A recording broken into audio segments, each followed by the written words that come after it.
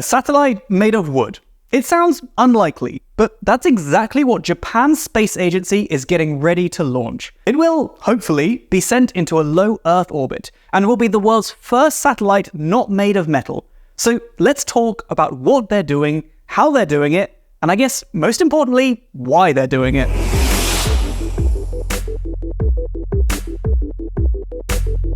In September 2024, Japan's space agency JAXA, along with help from NASA, will launch the world's first wooden satellite, named LignoSat. It's been developed and built by researchers at Kyoto University and a Japanese logging company called Sumitomo Forestry. The woodsat will be first sent to the International Space Station on board a SpaceX rocket, and from there it will then be deployed into an orbit around the Earth about a month later. There are, of course, some questions that need answering here, like what the heck is happening? Won't this just burn up? How will it survive the launch? And what is the point of this? Well, let's start with the satellite itself.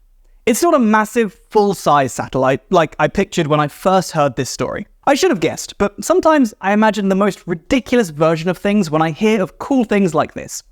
But no, LignoSat is a CubeSat, a small satellite that contains as little as possible, and is, you guessed it, cube-shaped. Less Groot, more cute.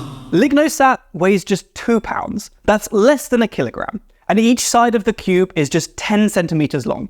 It doesn't even have any screws or glue holding it together, and was built using Japanese techniques that don't need either.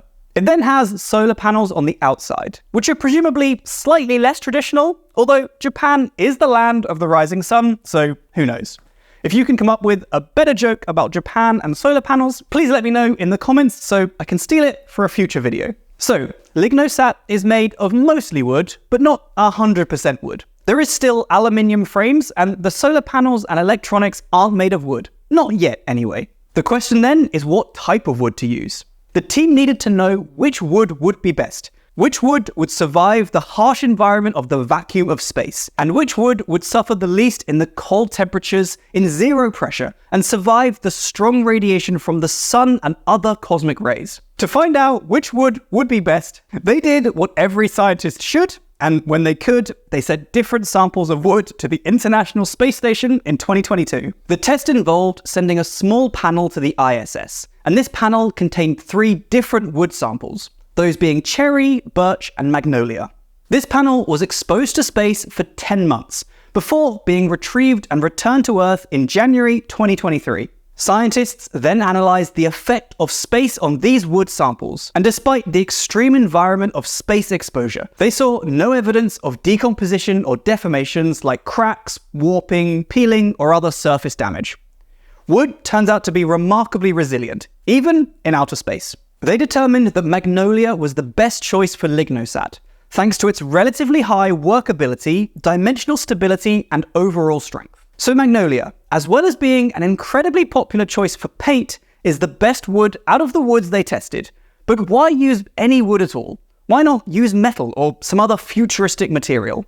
Lumber does sound quite counterintuitive. Traditional satellites made from metal can create harmful and even toxic debris when they re-enter and burn up in Earth's atmosphere. And often, metal parts have to be directed into the ocean, as they don't completely burn up too. Some other debris, if left in orbit, can be a significant threat to operational satellites and spacecraft, and could even cause a runaway effect that could destroy many satellites, and make future launches through this debris difficult or even impossible. The other option for satellites at the end of their life is to boost them to a very high graveyard orbit, but this uses quite a lot of fuel, and there are only so many satellites that we can fit into graveyard orbits, before again we can't launch through them at all. This is why wood is great. It's a natural, economical, carbon-based material, completely renewable and sustainable, and the fact that it burns so well is actually a huge benefit here. When a wooden satellite re-enters the atmosphere, we expect it to burn up completely and without harmful byproducts. So even if small fragments make it to the ground, they will easily decompose back on Earth.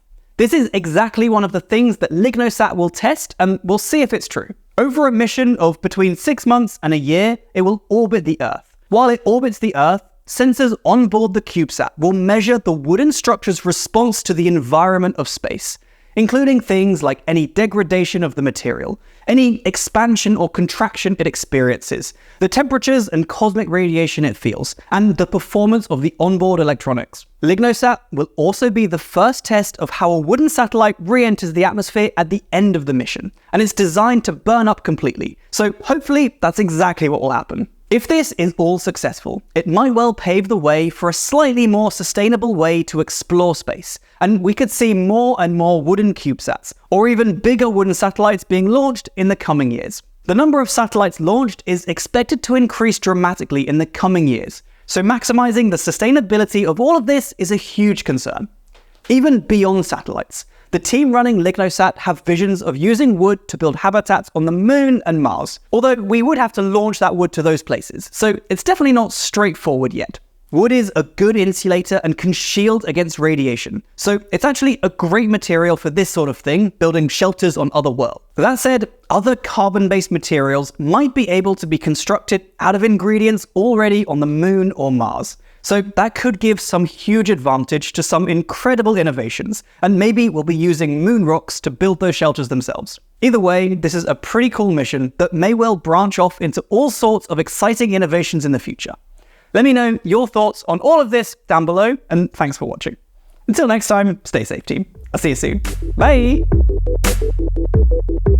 Which wood would survive the harsh environment of the vacuum of space? And which wood would suffer the least in the cold temperature? I remember writing this.